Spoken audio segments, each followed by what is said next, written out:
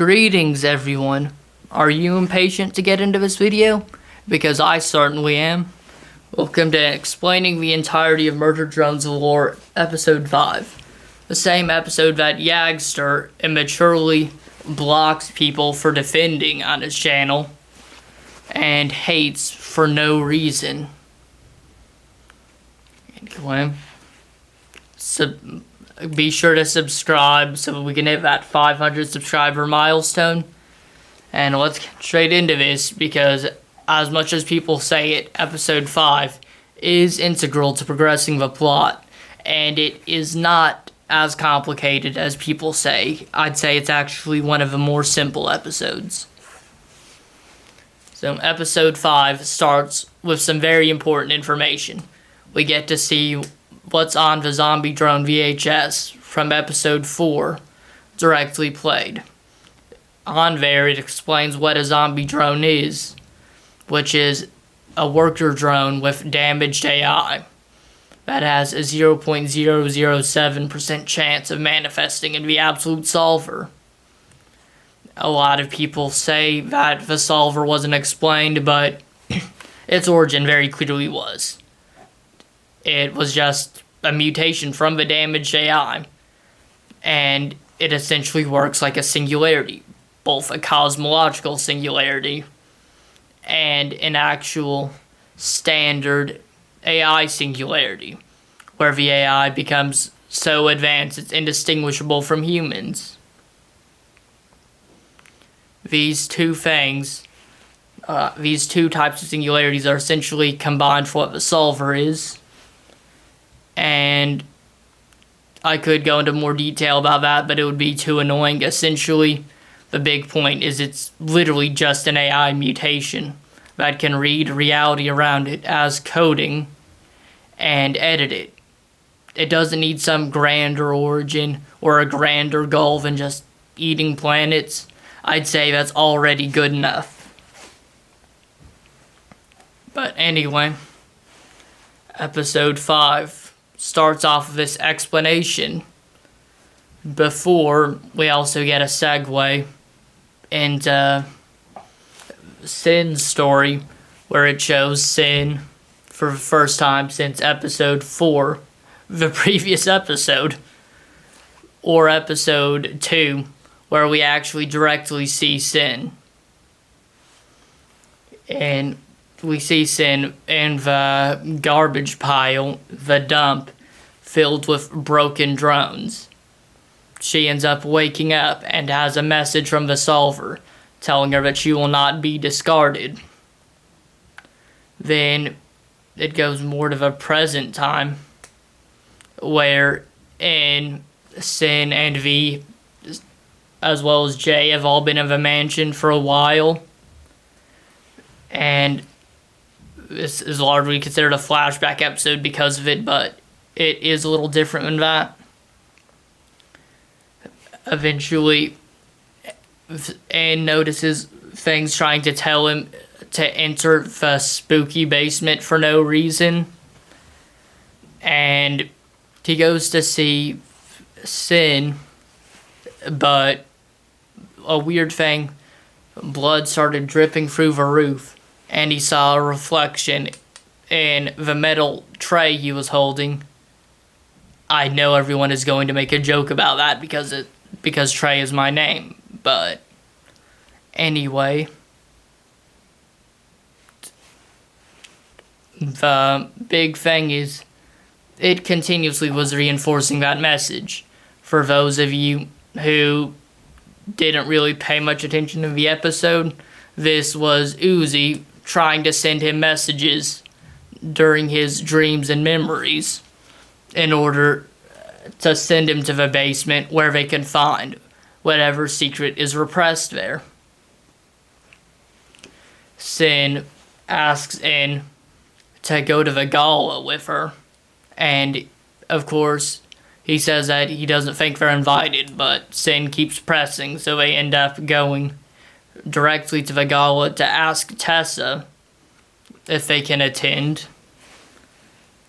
There, it's revealed, of course, that Tessa's arm is sort foreshadowing for the fact that that her horrible family is often chaining her to the floor whenever she does anything they don't like. Which, seriously, the Elliots never get enough recognition for being absolutely terrible in the story. I feel like the community just kind of ignores it. But that was some very subtle foreshadowing in the episode that I just explained. Another big thing revealed there is the user ID DarkXWolf17, which gets written on the window, telling N to repeat that whenever he's about to die. This is yet again Uzi, and it'll return later. Notably, another big thing in the scene, after the Elliots, the rest of them show up and tell Tessa that they're dumping the broken drones in the library back outside, and essentially talking about how the drones are not allowed to attend the gala. And I'm not in. Sorry, there's quite a few of those mistakes here.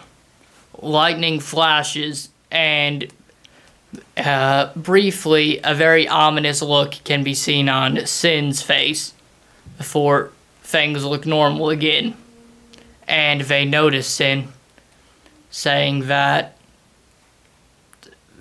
Tessa needs to get that one out of her sight.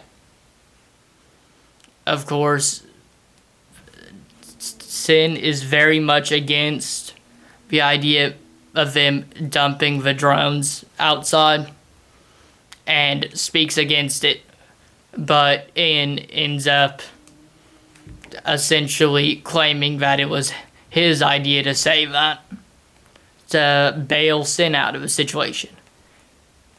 Gets chained to a tree outside and attacked by vicious crows. Wow, such a smart idea on the Elliots' end. That definitely would have worked. And repeats, of course, DarkXWolf17. So this allows Uzi to possess one of the crows, which scares the rest away. And Uzi officially enters N's dream, or his memory, I should say. When in there, she of course makes contact and frees N. They then proceed to head back to the gala, or the Elliot Manor, I should say. Not the gala specifically, where Sin is already plotting things. In the real world, Khan actually shows up, and when Uzi re-enters the memory shortly later, they're already in the Elliot mansion. And it just so happens that V is already an eldritch form.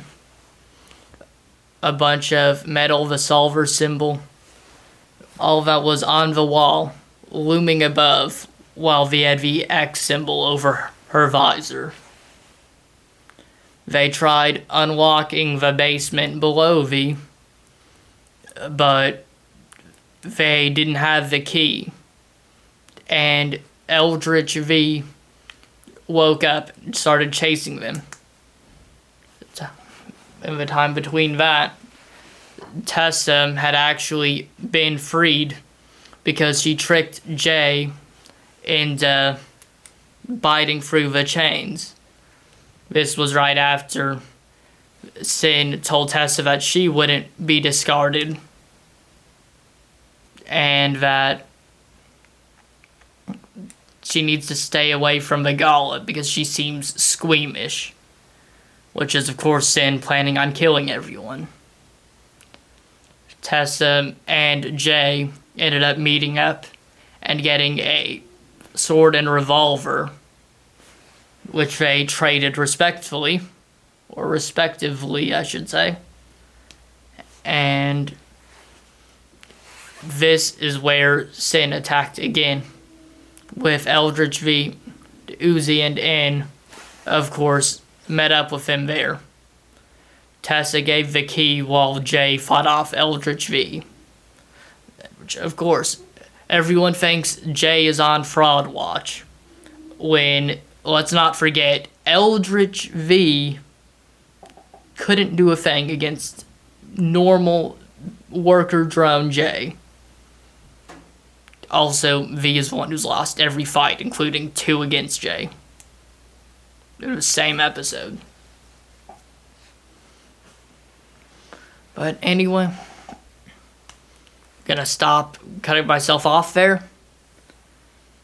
During this, Uzi and N run off to unlock the basement, and it turns out Eldritch Sin is actually waiting there, and that Sin is in 2 places at once. One in the basement, and one in the actual area above. It's also revealed after Uzi manages to take control of the Eldritch one that in the basement, Sin has been repeatedly lobotomizing and the rest of him and twisting them into disassembly drones. This is one of the biggest reveals that proves episode 5 is among the most important. Of course, that being that Sin created the disassembly drones, not J.C. Jensen. It was one of the big twists that no one actually ever acknowledges for some reason. Anyway, while that happens, Tessa directly goes to fight off Sin and Vigala, shooting at her and generally being a nuisance, throwing things at her while she's in the middle of trying to talk. And then Sin just decides to take Eldritch form there as well and try to kill Tessa. Something that, as we learn later, she sadly succeeded at. And the entire gala with it. V, of course, chased N and Uzi to the basement area. And at the worst possible moment, Doll struck. She knocked the door of Uzi's room completely off and invaded to steal the key bug while Uzi was busy trying to keep N and V's memories from being deleted. And unfortunately, this left a perfect amount of time for Sin to go back to trying to lobotomize N in the memory or the dream. It is, I'd say, the only really difficult part of the episode is choosing whether to classify it as a dream or a memory, because it's kind of both. That's the one difficult part. But anyway, Sin is trying to delete the memory and almost succeeds. She even gets Eldritch V into the basement, who Luck can't really see due to not having glasses, and ends up giving them, and V briefly goes back to normal. Then Sin tries to lobotomize N one more time, but Uzi gives up the key bug to Doll so that she can take it to the proximity reader in Cabin Fever Labs to go down to the cathedral with the patch to exercise the Absolute Solver's possession. Doll ends up storming off there now that she has the key bug, and Uzi just goes back to entering the memory and possesses the first Eldritch form again. Afterwards, she manages to also, because of her possessing Eldritch Sin, she inadvertently managed to get V back to normal there. Who V just so happened to be very annoyed that Uzi was poking around in her memories as well, and kicked her out. Afterwards, of course, the classic screen that I always show in my videos popped up then, where it said on V's visor, and Ann's visor as well, that Sin's admin status was overridden and that it's assigning the permissions to the new admin, Dark X Wolf 17. A big plot point, because in episode 7, when Sin tries to possess In and take control of him, she's actually blocked by the admin, Dark X Wolf 17, aka Uzi. Which is one of the big reasons why episode 7 ended the way it did. Whereas otherwise, it would have been pretty much everyone on Sin's side except V and Uzi, or Nori as well, which just would not have ended well. But anyway, afterwards, Doll storms off into the wasteland of Copper 9 and meets up with Tessa.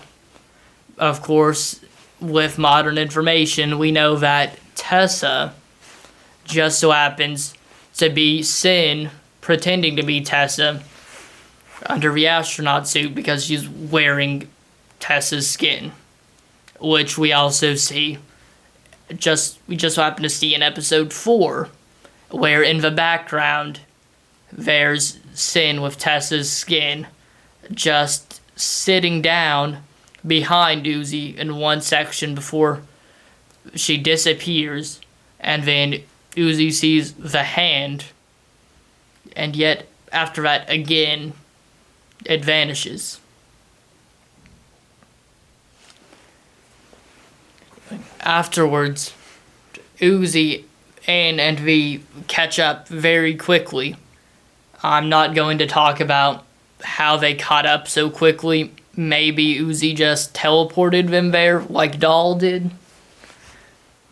Of course, Sin knew that Doll was a sulfur user, but decided to test it a little and fired a bullet at Doll to see if it would be redirected. She didn't fire it accurately, either way, but it was just to make that test. The bullet did actually redirect, but Doll's eye covered the button eye patch on Doll's eye covered it, so it wasn't really visible.